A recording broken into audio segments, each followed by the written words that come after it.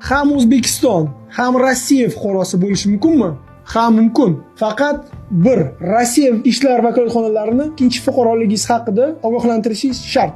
Ikkinchisi, O'zbekistonda siz faqat O'zbekiston fuqarosi deb hisoblanasiz. Agar bu video sizlarga foydali bo'lgan bo'lsa, like bosing va kommentariyada bu mavzuga tegishli savollaringizni yozing. Rossiyalik ish beruvchi o'zbekistonlik ishchini qanday qilib chaqira oladi? Rossiyani o'z qonun va tartiblari bor. Birinchisi, ish beruvchi so'roqnomani to'ldirish kerak va o'ziga tegishli vazirlikka jo'natish kerak. Ikkinchisi, ish beruvchiga tegishli vazirlik bu so'roqnomani ko'rib chiqadi va xulosa chiqaradi. Agar vazirlikdan ijobiy javob kelsa, sizga Rossiyaga kirish ruxsat beriladi.